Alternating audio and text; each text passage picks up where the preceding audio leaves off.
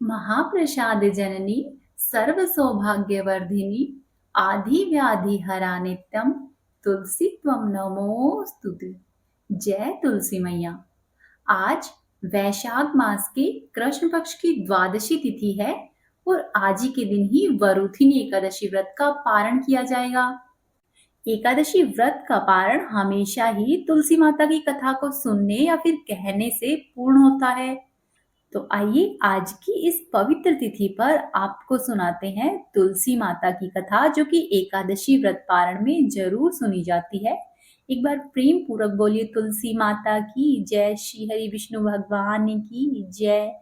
एक बार की बात है, एक बुढ़िया माई थी। बुढ़िया माई तुलसी जी की बड़ी भक्त थी। प्रतिदिन ही तुलसी जी में पानी डालती, तुलसी जी की परिक्रमा करती और पूजा करती, उसके बाद ही भोजन ग्रहण करती। जब बुढ़िया माई तुलसी जी को सींचती तब कहती कि हे तुलसी माता, हे तुलसी माता, सत की दाता, मैं तेरा बिडला सींचू तू मेरा कर निस्तारा। पीतांबर की धोती दे, मीठा मीठा ग्रास दे, वैकुंठ में वास दे, चटक की चाल दे, पटक की मोद दे, चंदन का सा काठ दे, झांझर की झनकार दे, दाल भात का भोजन दे, रानी का सा राज दे, ग्यारस की मोत दे और अंत में श्री कृष्ण का कांधा दे। यह सब सुनकर तुलसी माता दिन प्रतिदिन सूखने लगी। एक बार भगवान श्री कृष्ण ने तुलसी जी से पूछा कि हे तुलसी, तुम इस प्रकार से दुबली क्यों होती जा रही हो? तब तुलसी माता ने कहा कि मैं क्या बताऊं, एक बुढ़िया माई है जो कि रोज आती है और यह सब बातें कहती है कि मुझे पीतांबर की धोती दे, मीठा मीठा ग्रास दे, वैकुंठ का वास दे, चटक की चाल दे, पटक की मोद दे, चंदन की काठ दे, झांझर की झनकार दे, दाल भात का भोजन दे, ग्यारस की मोत दे और अंत में श्री कृष्ण का कांधा दे। मैं उसकी सारी इच्छाएं तो पूरी कर दूं, परंतु कृष्ण का कांधा मैं कहां से लाऊंगी? तब भगवान बोले कि तुलसी, तुम चिंता मत करो, जब वो बुढ़िया माई मरेगी तो मैं खुद अपना कांधा देने आऊंगा। तुम बुढ़िया माई को आशीर्वाद दे देना। थोड़े ही दिनों के बाद बुढ़िया माई मर गई और सब लोग उसे उठाने लगे, परंतु वो इतनी भारी हो गई कि किसी से भी नहीं उठी। सब लोग कहने लगे कि पाप घाट की माला फिरती थी, जिसकी वजह से ये इतनी भारी हो गई। तभी भगवान श्री कृष्ण ब्राह्मण के वेश में आए और वहां पर खड़े हुए लोगों से कहा कि मैं बुढ़िया माई के कान में कुछ कहूंगा, तब उनका शव हल्का हो जाएगा। इस पर लोगों ने कहा कि तू भी अपने मन की निकाल ले। ऐसा सुनकर भगवान श्री कृष्ण आगे आए और बुढ़िया माई के कान में कहने लगे कि माई, तू बिडला सींचे मेरा, मैं करूं निस्तारा तेरा। बुढ़िया माई अड़ुआ ले लड़ुआ ले, पीतांबर की धोती ले, मीठा मीठा भात ले, वैकुंठ का वास ले, चटक की चाल ले, पटक की मोत ले, चंदन की काठ ले, झालर की झनकार ले, दाल भात का भोजन ले और ले श्री कृष्ण का कांधा ले। इतना सुनते ही बुढ़िया माई हल्की हो गई। इसके बाद भगवान श्री कृष्ण ने खुद बुढ़िया माई को अपना कांधा देकर उसे मुक्ति प्रदान की। हे तुलसी माता, जैसे बुढ़िया माई को मुक्ति दी है वैसी ही सबको देना। अब आप सुनिए तुलसी माता की अगली कहानी। एक बार की बात है, किसी गांव में एक ननद और एक भाभी साथ साथ रहती थी। ननद का अभी विवाह नहीं हुआ था।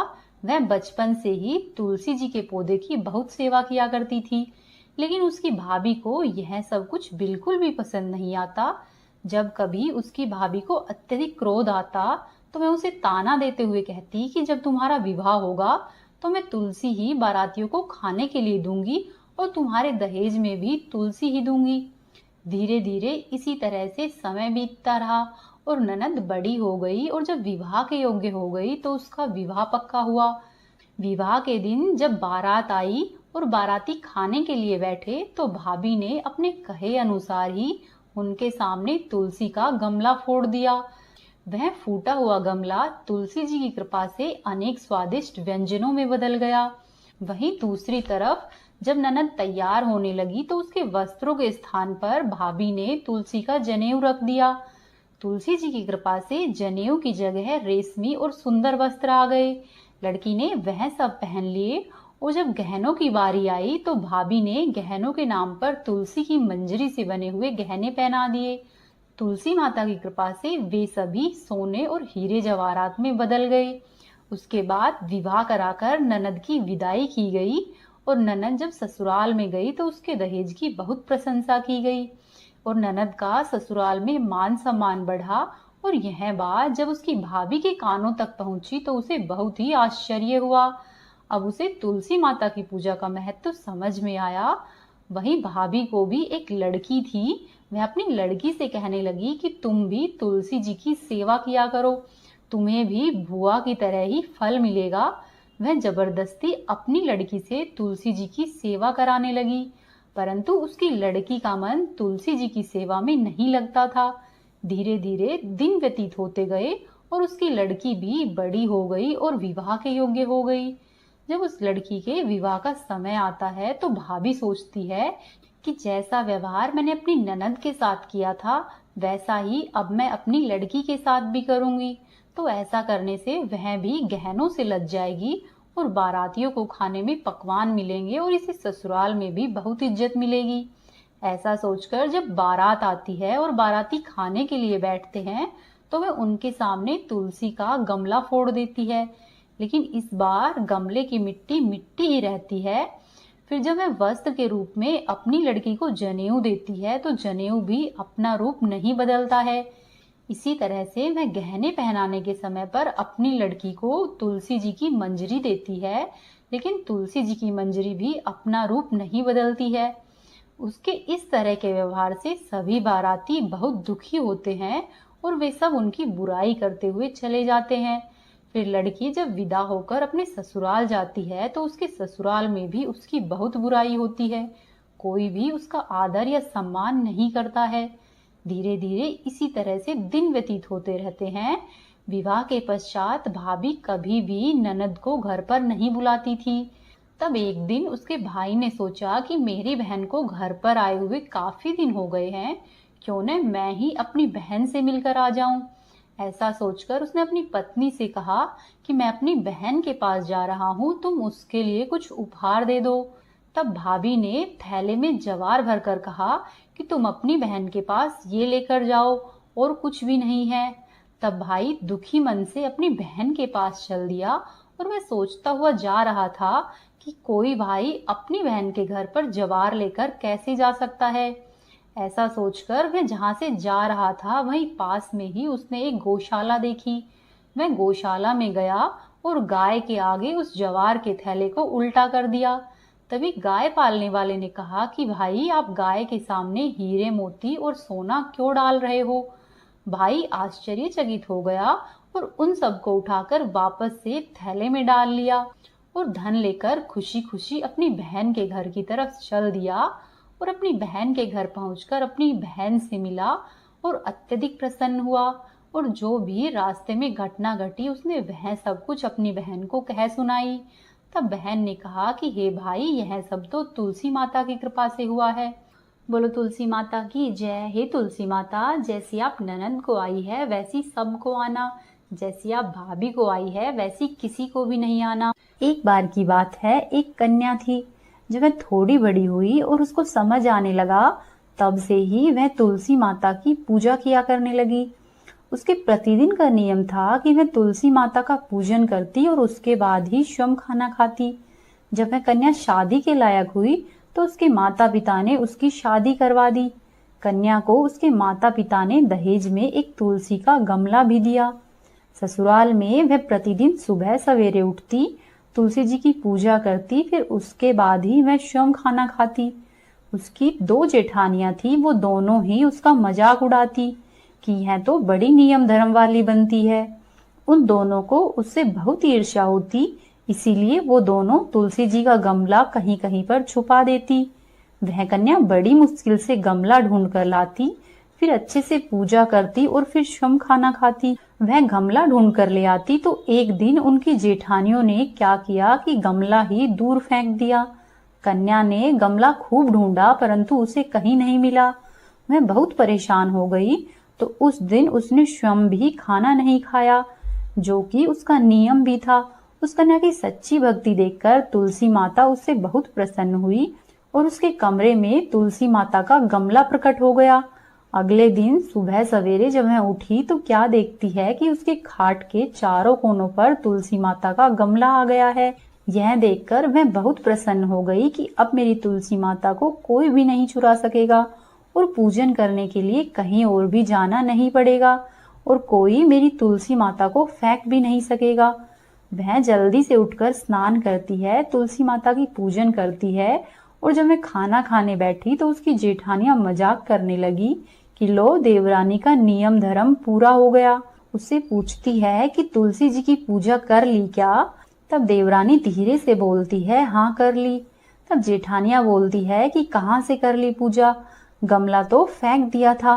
तब देवरानी कहती है कि देख लो मेरे कमरे में खाट पर तुलसी जी लग रही है। जेठानियां देखती है और बहुत ही शर्मिंदा होती है और देवरानी से कहती है कि तुम्हारी भक्ति सच्ची है, हमने तुझे बहुत परेशान किया है, हमें माफ कर दो। देवरानी उन दोनों को माफ करती है। हे तुलसी माता, जैसी आपने देवरानी पर कृपा की है वैसी ही हम सभी पर करना। कहानी को कहने वाले और सुनने वाले के घर में सभी प्रकार के भंडारे भरकर रखना। बोलो तुलसी माता की जय, बोलो श्री हरि विष्णु भगवान की जय।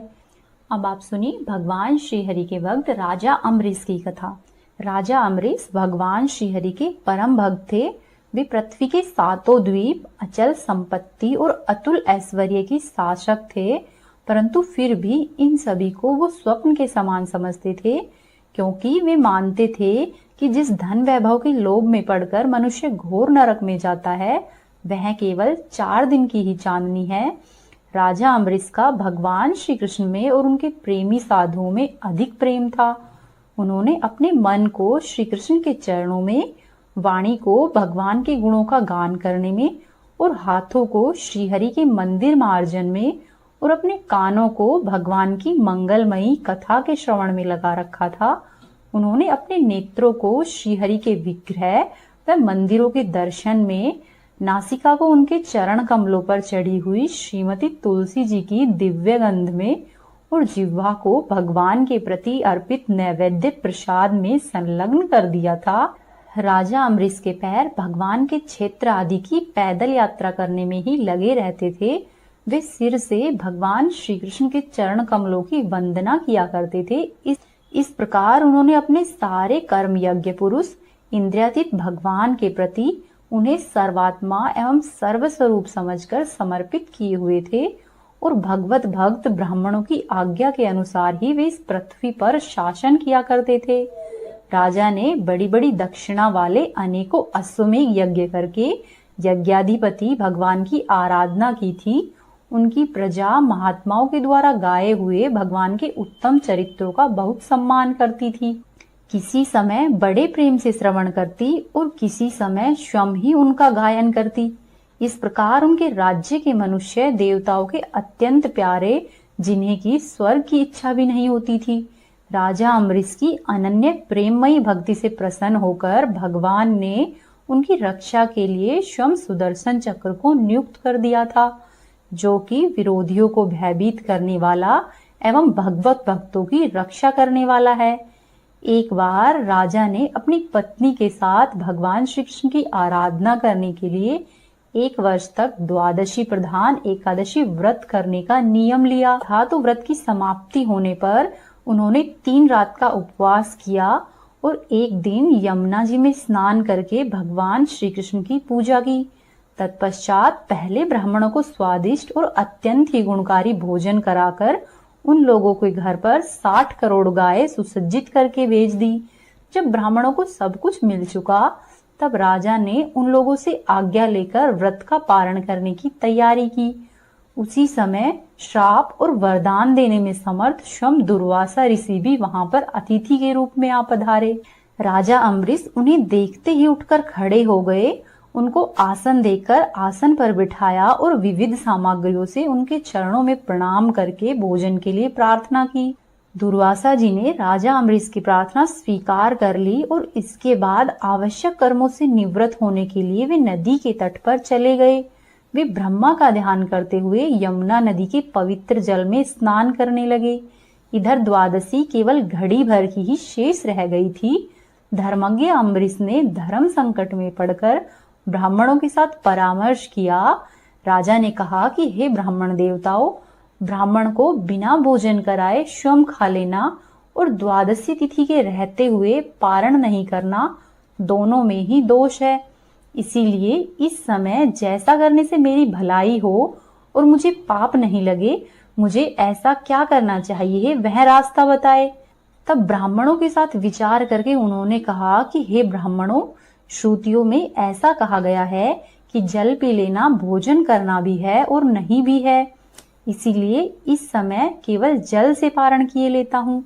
ऐसा निश्चय करके मन ही मन भगवान श्रीहरि को याद करते हुए राजा अम्बरीश ने जल पी लिया और फिर दुर्वासा जी के आने की राह देखने लगे। दुर्वासा जी आवश्यक कर्मों से निवृत्त होकर यमुना तट से लौट आए। जब राजा ने आगे बढ़कर उनका अभिनंदन किया, तब उन्होंने अनुमान से ही समझ लिया कि राजा ने पारण कर लिया है। उस समय दुर्वासा जी बहुत भूखे थे। वे क्रोध से थर थर कांपने लगे। उन्होंने हाथ जोड़कर खड़े अम्बरीश से डांट कर कहा कि ओहो, देखो तो सही यह कितना क्रूर है। यह धन के मद में मतवाला हो रहा है। भगवान की भक्ति तो इसे छू तक नहीं गई और यह अपने को बड़ा समर्थ मानता है। आज इसने धर्म का उल्लंघन करके बड़ा अन्याय किया है। मैं इसका अतिथि होकर आया हूँ, किंतु फिर भी मुझे खिलाए बिना ही इसने स्वयं खा लिया है।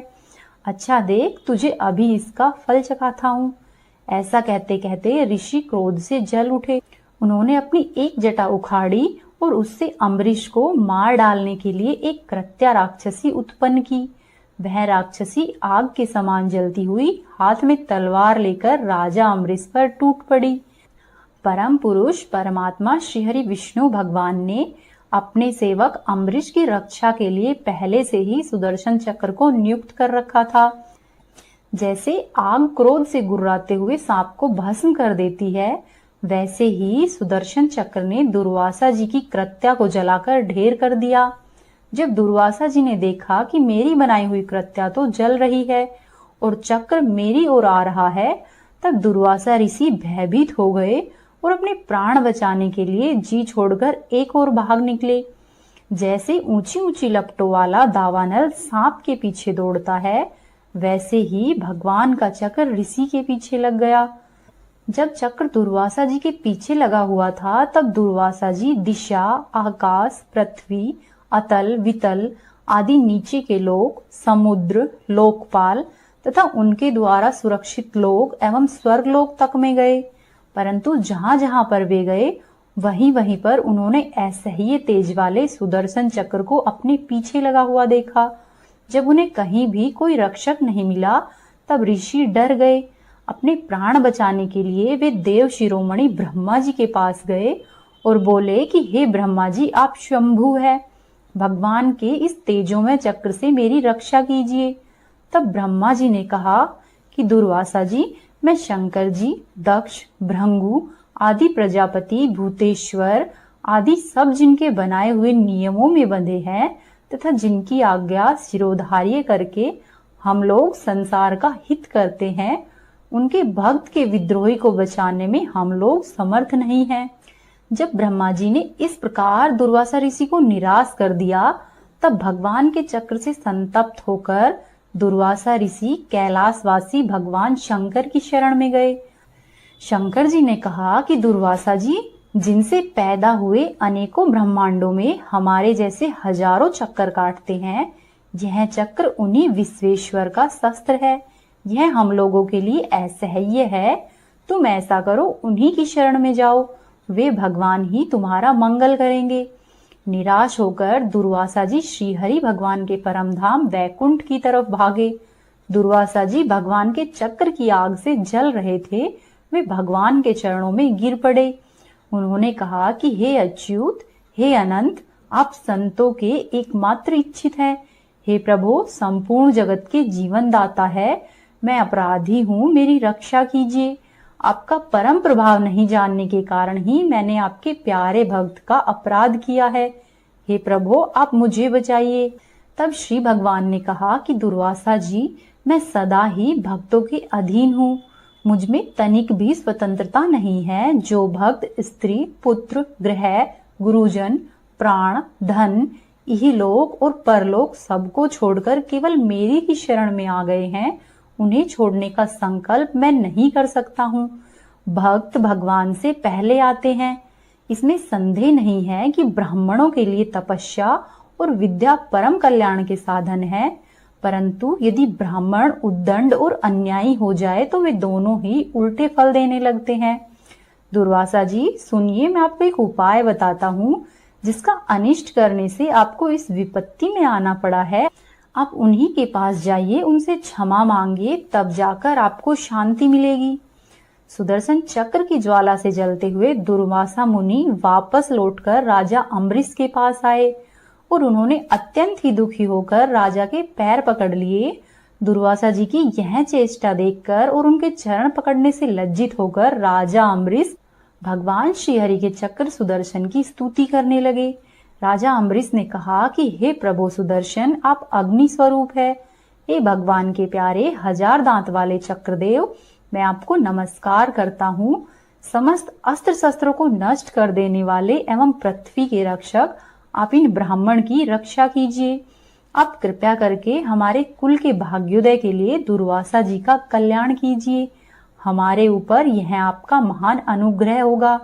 यदि मैंने कुछ भी दान किया हो, यज्ञ किया हो अथवा अपने धर्म का पालन किया हो, यदि हमारे वंश के लोग ब्राह्मणों को ही अपना आराध्य देव समझते रहे हो, तो दुर्वासा जी की जलन मिट जाए। भगवान समस्त गुणों के एकमात्र आश्रय स्थल है। यदि मैंने समस्त प्राणियों की आत्मा के रूप में उन्हें देखा हो और वे मुझ पर प्रसन्न हो, तो दुर्वासा जी के हृदय की सारी जलन मिट जाए। जब राजा अम्बरीश ने दुर्वासा जी को सब ओर से जलाने वाले भगवान के सुदर्शन चक्र की इस प्रकार स्तुति की, तब उनकी प्रार्थना से सुदर्शन चक्र शांत हो गया। जब दुर्वासा जी चक्र की आग से मुक्त हो गए और उनका चित्त स्वस्थ हो गया, तब वे राजा अम्बरीश को अनेक प्रकार के उत्तम आशीर्वाद देते हुए उनकी प्रशंसा करने लगे। दुर्वासा जी ने कहा कि धन्य है, आज मैंने भगवान के प्रेमी भक्तों का महत्व देखा है। हे राजन, मैंने आपका अपराध किया है, फिर भी आप मेरे लिए मंगल कामना ही कर रहे हैं। महाराज अम्बरीश, आपका हृदय करुणा भाव से परिपूर्ण है। आपने मेरे ऊपर महान अनुग्रह किया। ओहो, आपने मेरे अपराध भुलाकर मेरी रक्षा की है। जब दुर्वासा जी चक्र से जीवन रक्षा के लिए भाग रहे थे, तब से राजा अम्बरीश ने भोजन नहीं किया था। वे दुर्वासा जी के लौटने की राह देख रहे थे। अब उन्होंने दुर्वासा जी के चरण पकड़ लिए और उन्हें प्रसन्न करके विधि पूर्वक भोजन कराया। दुर्वासा जी ने बहुत ही संतुष्ट होकर राजा अम्बरीश के गुणों की प्रशंसा की और उसके बाद उनसे अनुमति लेकर आकाश मार्ग से प्रस्थान किया। जब सुदर्शन से भयभीत होकर दुर्वासा जी भाग रहे थे, तब से लेकर के उनके वापस लौटने तक 1 वर्ष का समय व्यतीत हो गया था। इतने दिनों तक राजा अम्बरीश उनके दर्शन की आकांक्षा से केवल जल पीकर रहे। दुर्वासा जी के आने के बाद राजा अम्बरीश ने उनके बचे हुए भोजन से अत्यंत पवित्र अन्न को ग्रहण किया और अपने पूरे परिवार को भी खिलाया। कुछ वर्ष बीतने पर राजा अम्बरीश ने अपने ही समान भक्त पुत्रों पर राज्य का भार छोड़ दिया और स्वयं वन में चले गए। वहां पर वे बड़ी ही धीरता के साथ आत्मस्वरूप भगवान में अपना मन लगाकर गुणों के प्रवाह रूपी संसार से मुक्त हो गए। बोलो श्री हरि विष्णु भगवान की जय। अब ये थी आज की कथाएं। उम्मीद है आपको पसंद आई होगी। आपसे एक निवेदन है, यदि आपने अभी तक चैनल को सब्सक्राइब नहीं किया है तो सब्सक्राइब कर ले, वीडियो को लाइक करें और वीडियो को अधिक से अधिक शेयर करें और कमेंट बॉक्स में जय श्री हरि अवश्य ही लिखें।